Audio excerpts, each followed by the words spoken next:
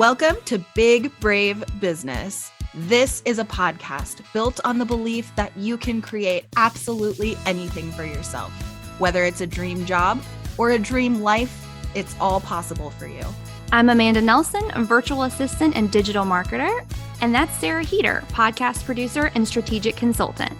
Each week, we will share insights from working with dozens of clients, stories of how we got where we are, and encourage you to see us as your new business besties.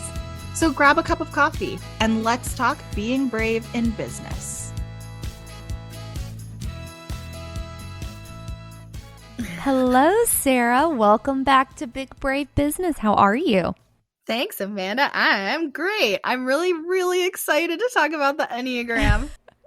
Yeah, I woke up this morning and I thought, what should Sarah and I talk about today on Big Brave Business? And I thought, what I could talk about forever and ever, amen, is the Enneagram. So I'm glad that you're excited too. And I feel like I talk about it in every single episode except our most recent one we just recorded. Like, I swear you could make me mentioning my Enneagram a drinking game. I love it so much. How would you, let's just jump in. How would you describe the Enneagram to someone who has no idea what it is? I think essentially, and if you're listening to this and you're an Enneagram specialist, you might feel like we're butchering this because neither of us is an expert on the Enneagram. We're just everyday people who like the Enneagram. Speak for yourself. I look up all kind of things on Google. I'm an expert. Okay. Well, then you can correct me if you disagree. But I would say the basic way to describe it is it's like a personality. I was going to say test, but you can't fail it. So that sounds so weird. It's like personality categories.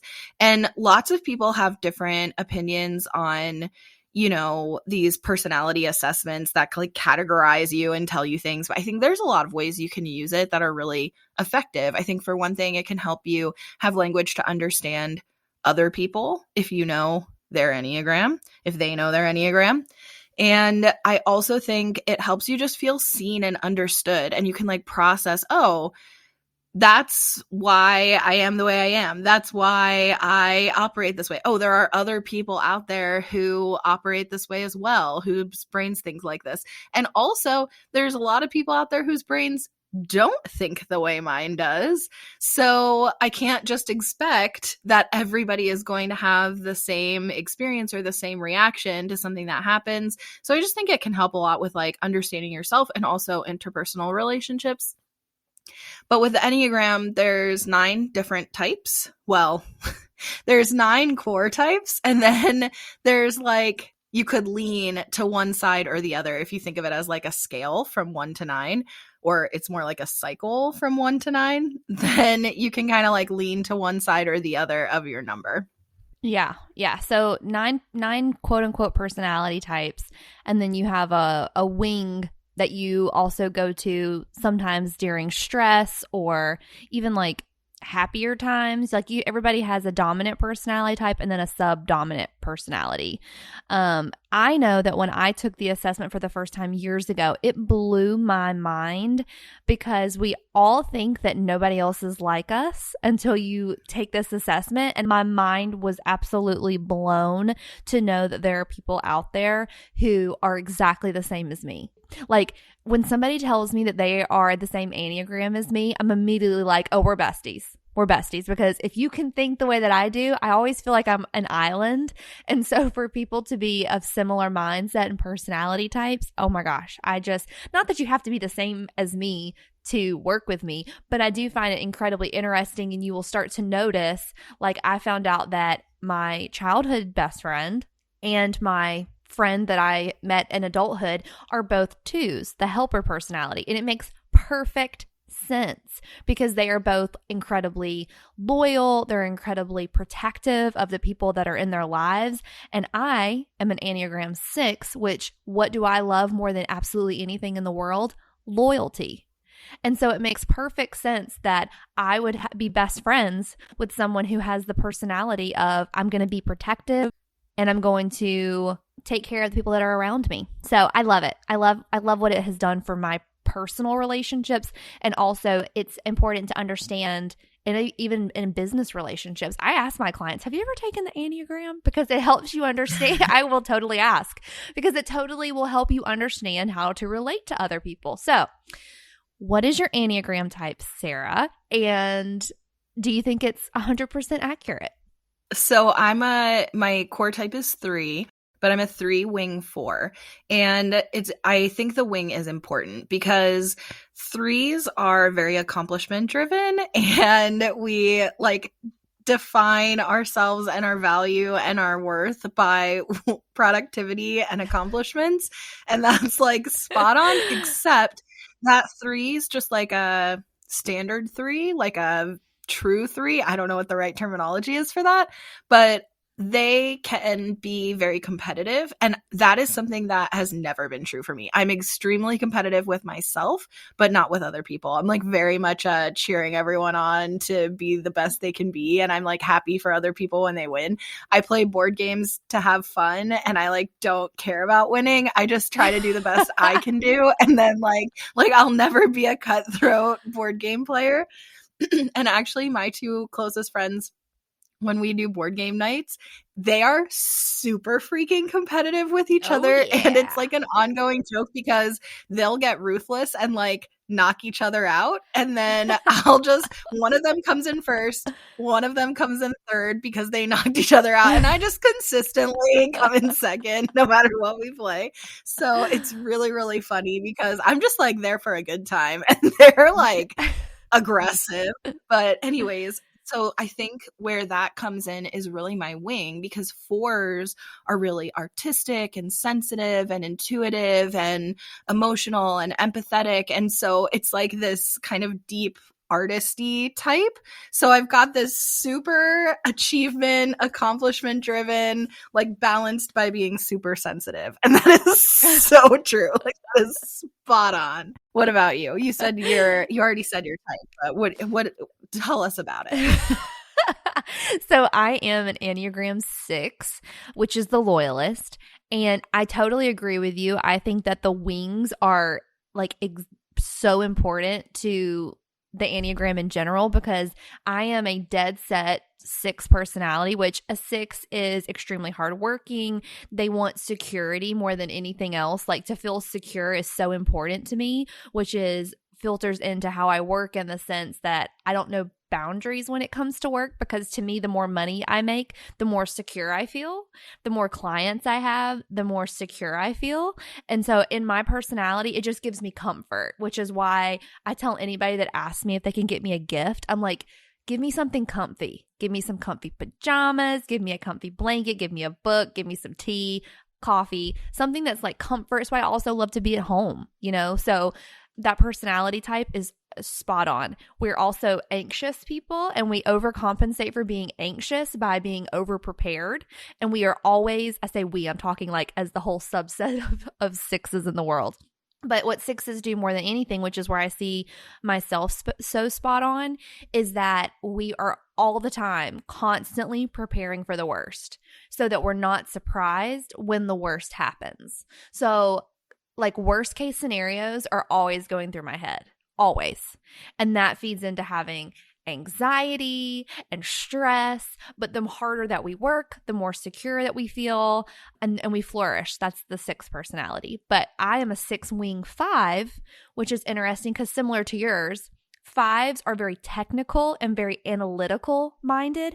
However, if you know me in real life or from the show, I say loud and proud, I am not a numbers person. I am not a science math person. I'm an English history person. And so that analytical is more from a mindset perspective. So like I analyze people when they're talking. I read the room really well. That's that 5 personality type. But when it comes to like work, I don't get the 5 at all. So being extremely cautious is my 6, and then being very self-aware and reading a room is my 5. And that's where I get that analytical mindset. But I think it's interesting how it both plays into your personal life and in your business life. So Eric, our incredible podcast editor, do you know his Enneagram?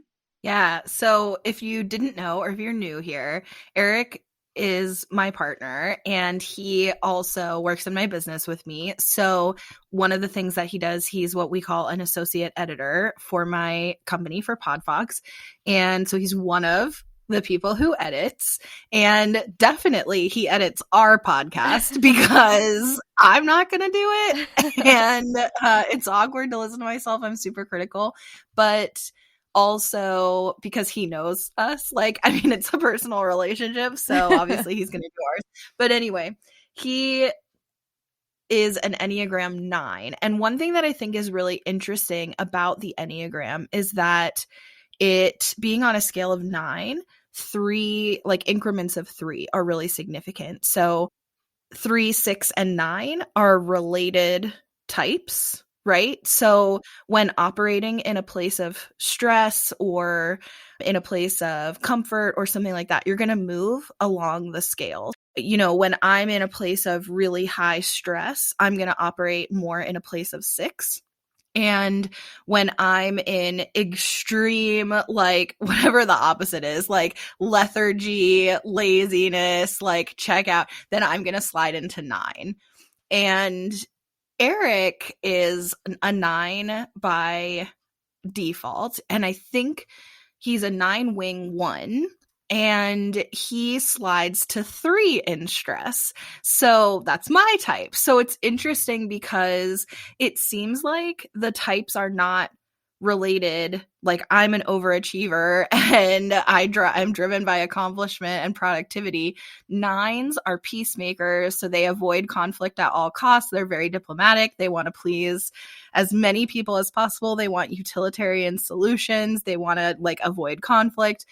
But when he's really stressed out, he's going to slide into my personality type, which I just think that's interesting because it kind of shows how our types either do or don't get along. Yeah. And I just think, as far as to your point, like both interpersonally, just in your regular life, as well as in business, it's going to show up in how you engage with other people.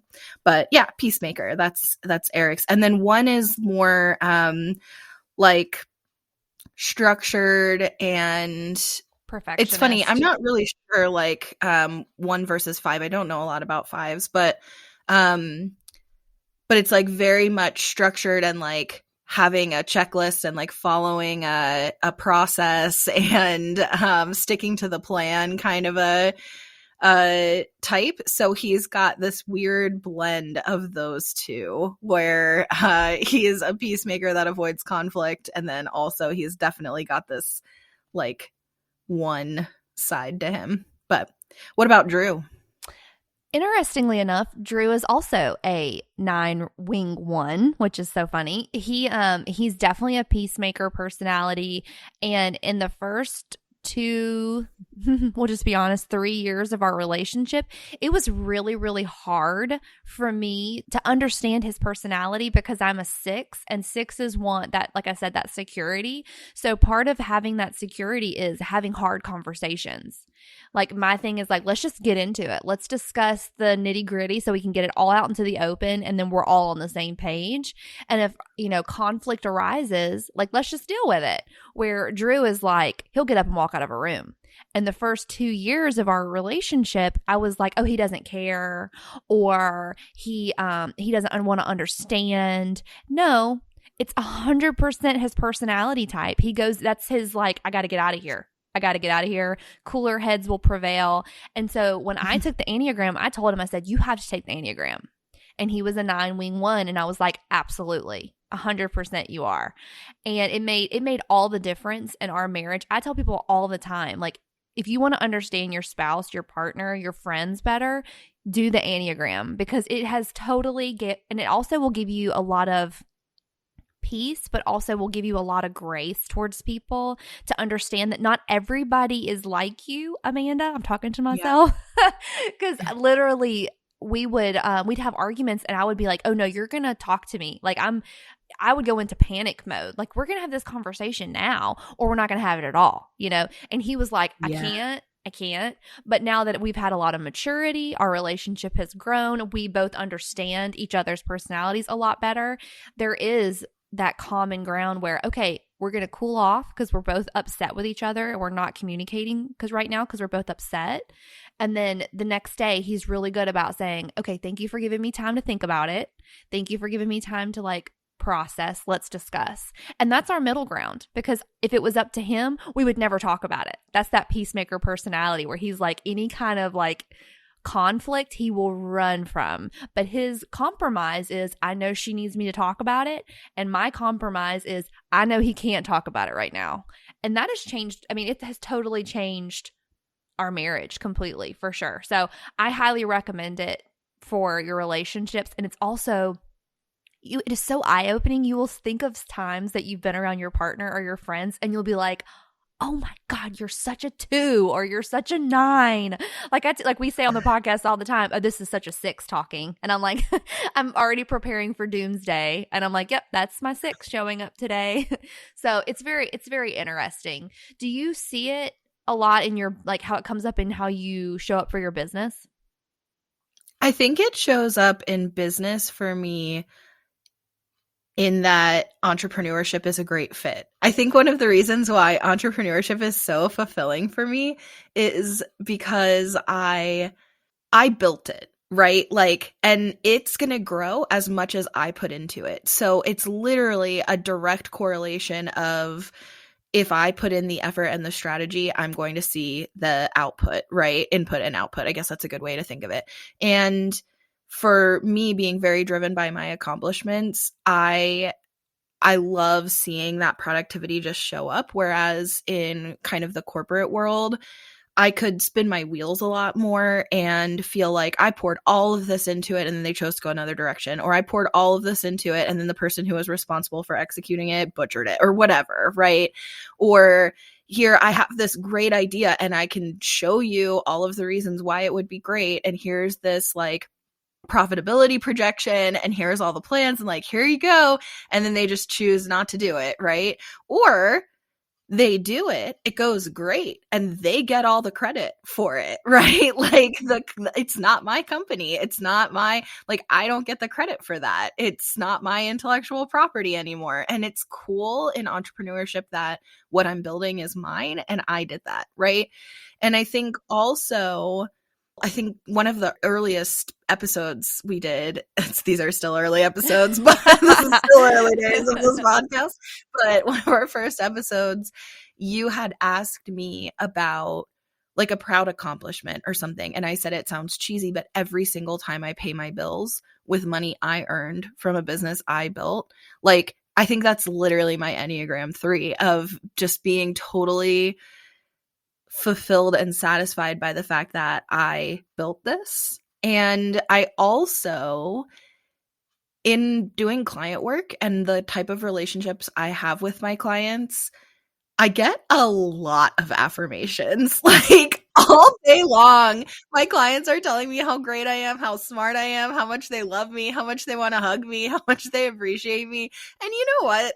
That feels real good. Like, that is so, and again, so different from corporate, where it's more like that scarcity. You're lucky to be here. You're easily replaceable. There's a line of people who wants your job, you know, don't take any time off. We need you here. And if you step out of line, this job will go to someone else. You know what I mean? Like, you're lucky we deign to pay you kind of energy. And I really think it's completely flipping that on its head. And as a 3, that is like such a place of stress to be like, I have to prove myself constantly. Like, you are throwing yourself. If you challenge me, prove that you have value, prove that you belong here, prove that we should keep paying you, I will work myself to death to prove that. Like, there's no end to how productive I can be. So if you're going to tell me that's the measure of whether or not I belong here,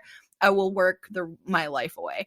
And this is so different in entrepreneurship, where it's, I don't know, I you get it. But yeah, so I think it shows up in all of those ways. And yeah, probably a million others. What about you?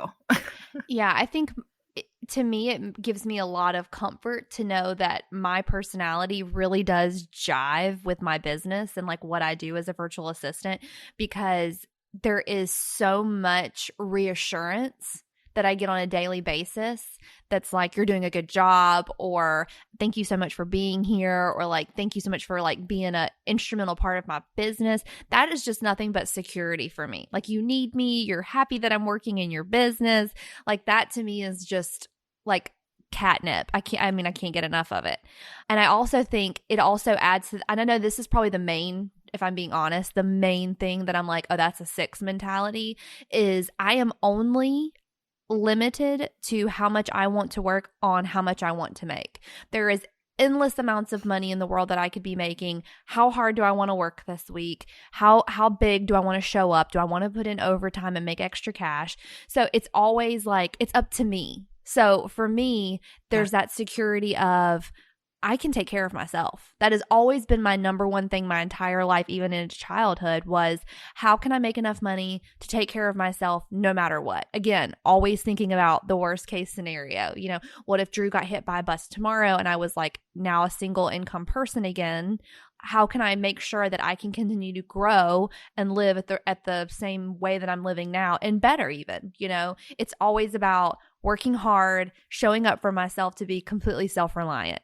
And what comes with that is you do need people. You know, I have to tell myself all the time, you're not an island, and you need to reach out to people, and it's good to rely on other people and trust people, because trust is a big thing that 6s don't like. We do not like trust. We think at any moment people are going to change their mind about how they feel about you, whether it's in business or in personal, you know, in a personal relationship. And so really working through those mindsets of, I'm valuable, I'm important, what I bring to the table is necessary. And I would say just until like the past 2 or 3 years have I really used the Enneagram to just become a better, fuller, happier person, to understand how I operate in the world. And so that's why like I'm so happy that we did this episode, because I want to encourage anybody, if you're curious, like if you think for even a moment that you're the only person that feels the way you do, take the Enneagram. It's free online, and read up about your type, and then go down the rabbit hole that I did and get all your friends to do it, and then look at how your personality goes with their personality and how you both can communicate. And it's been so beneficial. I love it.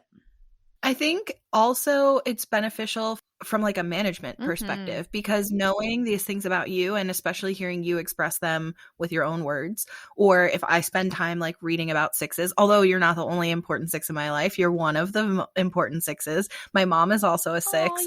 One of my stepsons is also a 6. And so it's interesting because also like these people, 3 of the closest, most important relationships in my life are with 6s. Yay! So I feel like I attract them. Anyway, I think it is really helpful to understand those things about you and the way that your brain works, because it helps in how I communicate with you effectively. So if I know that one of your big stressors is this idea that somebody's opinions could change at any point, or like if I know that there's a lot of anxiety there, then I can send you something and say like, hey, I'm feeling like we really need a planning call. All good things. Yes. Like it's all good things, but these are some of the stuff I want to talk about, right? So you don't have that like kind of fear in reading between the lines. Like I can make sure that there's, you know, the written affirmation of we're good. Yes. I appreciate you so much. I trust you so much. In fact, I trust you so much that I need your brain on some of these issues. Yeah. I need your help with like planning for these things or whatever. And I also think for you, the nature of what you do for a lot of clients is helping them with the things that would stress you out in running a business. So like having the plans and the processes and the strategy and like, hey, I'm making sure none of these balls get dropped. I'm making sure nothing slips through the cracks. I'm taking care of all these like little details so that you don't have to be stressed about them. And you're the perfect personality type care of those things. Because I will stress for you. I will wake up in the morning and be like, wait, did we do that? I will. Yeah. That's what I tell people. I am more than you realize. Like I tell my clients, more than you realize, I'm thinking about you more than you think I am. Like I am stressing and thinking about you and your business, about your dog going to the vet. Like I care. I want you to know my personality type will let me know. Like I will wake up in the morning sometimes and I'm like, did I do that yesterday? I think I did. I know I did. And then I'll go back to sleep for about 5 minutes and then I'll sit up in bed and be like, I gotta go check. Did I do it? And it's okay. Well, I do that too. But that's me slipping into a 6 though, right? Like that's what I was saying earlier, where you do slide. And I think that I also want to say that my version of what you just said of like, oh, I'm thinking about you more than you think I am. My version of that with my Enneagram 3 is I tell people all the time, I'm as invested in your success as you are, if not more. I tell people that all the time, but I mean that from the bottom of my heart. When I work on a show, you better believe I am determined for that show to be successful. I will go to the ends of the earth to make sure that show is successful. And if at any point you're questioning whether that show is successful, you better believe I've got receipts to show you how your show is successful, because that's my Enneagram 3, right? So it's like, it's interesting how we both have those like little taglines that we find ourselves saying to clients all the time. Yeah, I love it. And you can take an assessment, which will point you in the direction of your Enneagram type, but you actually don't even have to take the assessment. You could just read about the 9 types and you know which one you identify with. You know, you decide. And even if you take the assessment and you're reading about, like, let's say you score really high for 2 different types, you can choose which one is the most appropriate for you. For me, I found the assessment to be really helpful because when you first approach the Enneagram and there's 9 types, reading details about 9 types feels really overwhelming to me. Like I wanted to expedite that. So it helped me to jump right to where did I score the highest? And then I can go from there. I follow a lot of quote unquote Enneagram specialists, people that teach it, like it, whatever, on Instagram. And I read one time somebody that knew a lot more about it than I did posted on Instagram and said, if you really want to know without taking the assessment which Enneagram you are, look at what the core desires are of each type and you'll be able to tell. You'll be able to tell which one you are, according to Instagram. So take that with a grain of salt. But I do think that's actually really, really good advice. Really good advice. Like, because if you ask my husband, what do you want more than anything in the world? He's like, peace, calm, no surprises. Just I want things to just go how they need to go. I want everybody to be happy and taken care of. That's when he's at his most relaxed. And I would say Eric's version of that is like peace, stability. He wants everybody that he loves to just be happy and fine. Yep. And he wants people to leave him alone. Pretty much. Drew's like, just don't rock my boat and I won't rock yours. And I'm like, okay, that's fine. We can do that, So yeah, it's very interesting for sure. So I hope this was helpful for somebody. Like I said earlier, it was super helpful to me, not only in my relationships, but also in how I just handle myself. Like there are times that I'm super triggered at work and I'm like, you're acting this way because this is your personality. It's not because you're out of control. It's because you're really seeking to get control because you really need the stability. So work through it, level yourself out, remember how much you bring to the world, and it's all going to be okay. And like once you can talk to your personality type like that, to me, it makes all the difference and you give yourself so much more grace. Where years ago I was like, oh, why am I stressed? Why am I anxious? Why can't I just be chill like Drew? Why can't I just be calm and, have no stress? Well, guess what? That's not my personality type. And I learned to give myself grace that way. So I really encourage anybody to explore it. It's incredible. It will blow your mind if you've never taken it. Yeah. Yeah.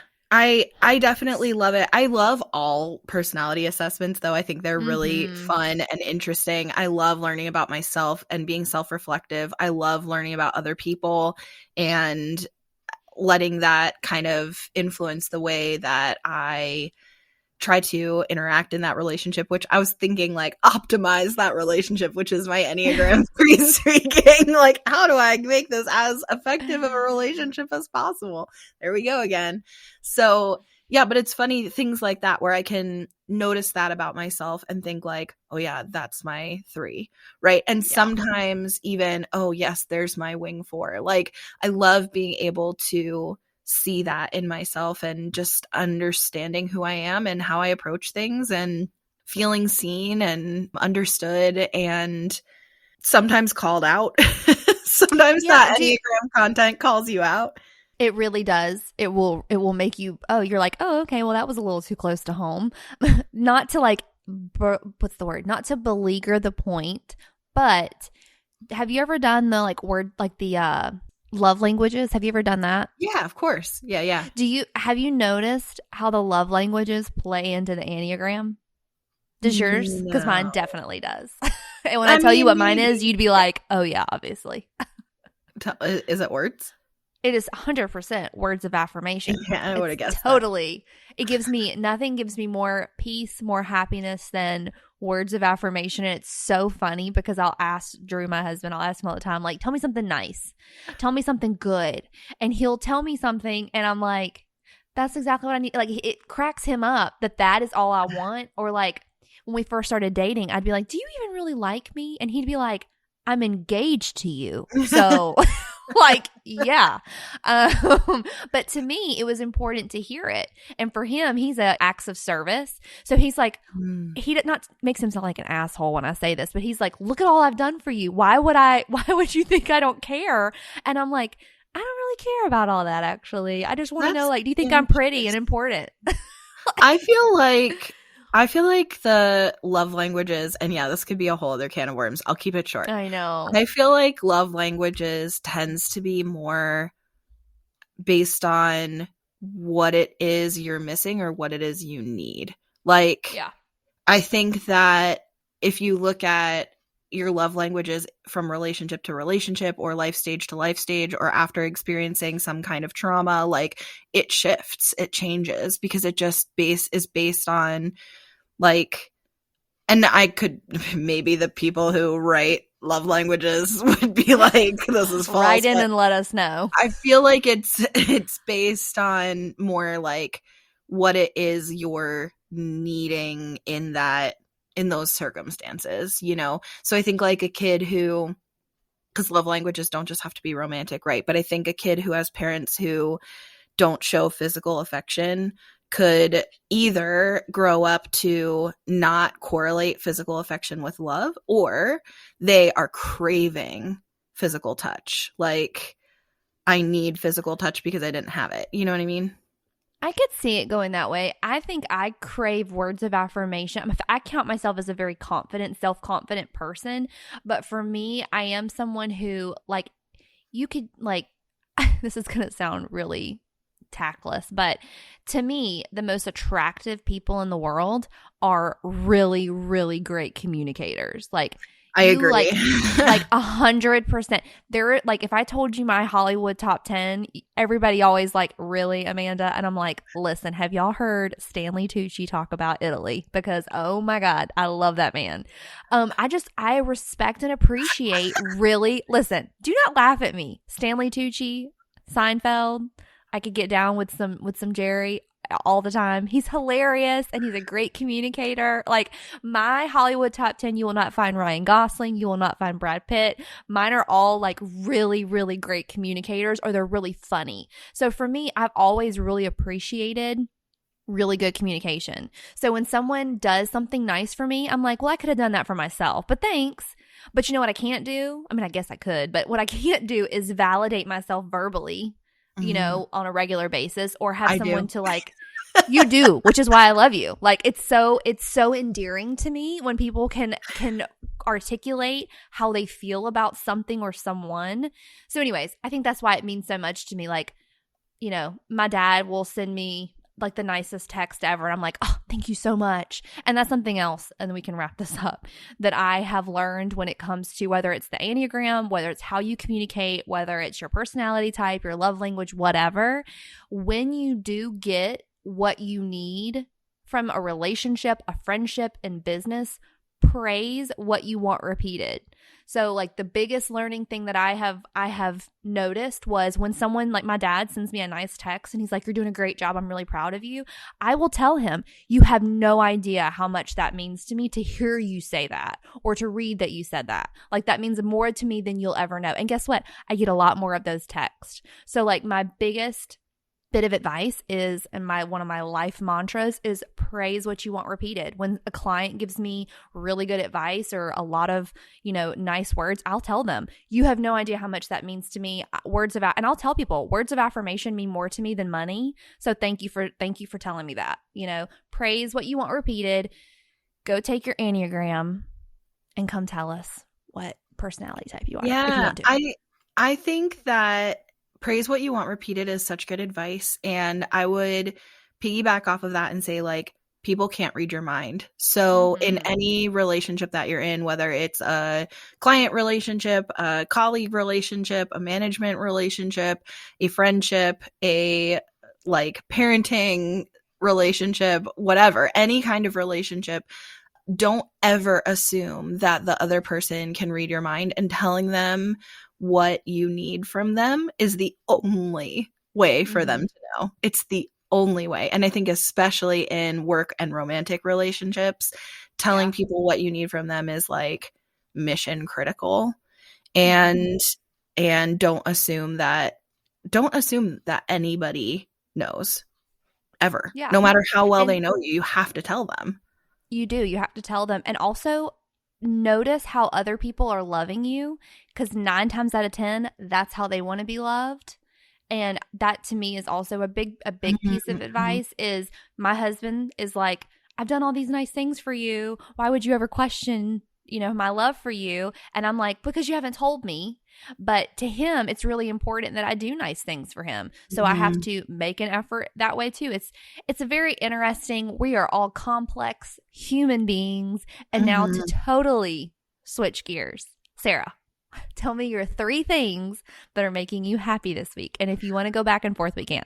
Okay, first thing is we have gone to see 2 movies this week, and we love movies in general. Eric has a master's in film, and we are definitely movie watchers.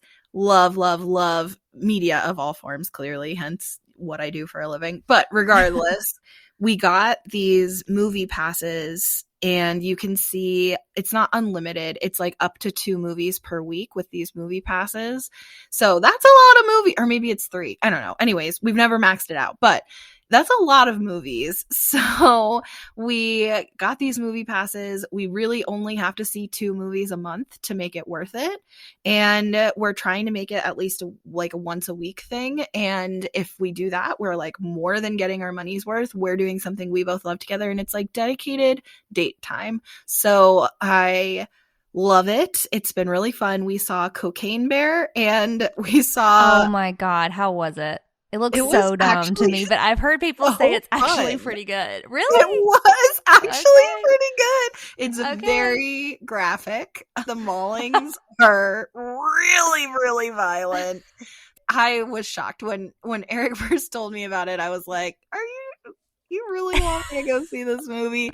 And then he showed me the preview for it, and I was like, okay, it looks pretty funny. Whatever. We have these movie passes. Who cares? We can go see anything, right? We can even go see movies that suck. It's totally fine. But I have to say, like, the cast did phenomenally. Okay. So, and it was very funny. And then you find yourself laughing at things that you're like, I can't believe I just laughed at that. Like, See, I think about like going up to the window at the movie theater and the little teenager being like, okay, what do you want to watch? And you're like, can I get 2 tickets to see Cocaine Bear? Like, just the name is ridiculous. Well, then just order your tickets on a No, I'm not saying I wouldn't do it, but I do think it's funny, but I have heard people say that it's really good and hilarious. So it actually was so fun. Yeah, it was so fun. And then our local theater has been doing this thing where they are replaying the old Godzilla movies. So we also went to see one of the... not a recent Godzilla movie, an older Godzilla movie. So yeah, so that's what we saw this week, and I'm loving that. What about you? What's your first one? So my first one is I don't know, something about spring makes me want to just eat outside. Like I just want to be outside. I just want to eat outside. And something that I have started doing midday every day, like lunchtime, is I will make me a little mini charcuterie board and I'll put cheese and honey and fruit and crackers and I go sit outside. And I've just been enjoying, we've had like the most beautiful weather down here. And those little cheese boards that I have been making for myself, just a little something to feel a little fancy during the day as I'm working in sweats all day long, has just given me the littlest bit of peace and light during the week that I have enjoyed so much. I'm so excited for brunches outside, sundresses. Like I'm ready for spring, and I'm normally not like that. So half and half, it's spring, but it's also my little cheese boards. I will have to share you all a picture on my Instagram because they're so cute. Like I'm really underselling it. Like really cute little cheeses. It's delicious. So yeah, my cheese boards are making me really happy this week, and I also am like a food fixator where I will eat the same thing every day for 2 weeks and then I never want to think about it again. So in 2 weeks, I will never want to talk about a cheese board again. But as of now, they're my obsession. So I love them. What's your second thing? So my second thing is that I've been really into audiobooks, which is not really new. I'm a big Audible girl. Like I have a really robust Audible account, and I'm very proud of my stats, etc. in Audible. I'm really proud of the library as well. I think I've mentioned on here before that with reading, I like reading physical fiction books, like holding them in my hand and reading them. I like listening to nonfiction. So any personal, professional development, history, etc., I tend to prefer audiobooks. But anyways, because to me it's like a podcast, so it's easy to listen to. And I love that with audiobooks you can speed them up. So anyways, I have this really robust Audible account, and I have had a Chirp account for years, but I recently just like went back in there. I haven't used it in a long time. And like if Audible is out of your price range, or if you feel like, man, I would use this more if it wasn't so expensive, you have got to get on Chirp, because Chirp audiobooks are like $2 and $3 for like current books, and not all of them, but just you don't ever have to buy it at 20 to 30 bucks a book. You can get it for $1 or $2, and they have a huge library and just like a really, really massive selection of books in there, and super affordable. And right now they have a deal going on, and maybe they always do, I don't know, because I haven't used this app in years, but they have a deal going on series where like some really hit series, some really like popular series, you can get the entire series of audiobooks for a discounted price. And it's not across all series. They have like a select one. So maybe maybe that's all the time and they just switch it out. I don't really know. But I was flipping through them, and I have a huge to be read pile, TBR. So I don't really need to add any more to it. But I definitely saw some series that I either have read and loved, or for way more money, or I would totally read. And it was like $11 for the whole series or something. I mean, that's wild. So anyways, if you're into audiobooks and you don't know Chirp Audio, you got to switch to Chirp Audiobooks, or at least add it to your repertoire. That's my plan. When I run out of my Audible credits for the month, I'm going to switch to Chirp. Yeah. I would also encourage, if you like audiobooks, check in with your local library and see if they support Hoopla, Hoopla. It's what I use. They're all free. And like right now I am listening to The Court of Roses and something. It's very popular. If you're a book person, you're going to be like Amanda. But I've been listening to those, and they're all free, but they are part of your library has to support it. But it's also a great option. They also have Libby, which is supporting local libraries as well. So yeah, that's another one. And yeah, to your point, they're free. I like the quote unquote ownership of it, but yeah, I mean, free is free. Free is great. So yeah, lots of places to get audiobooks. We're the book girls. So we are the book Actually, girls. My shirt today says read more books. So I love it. And neither one of us acknowledged the fact that we're both rocking the messy buns today. I know. I did notice though. Yeah, it's a Thursday. Fun and books kind of day. Yes.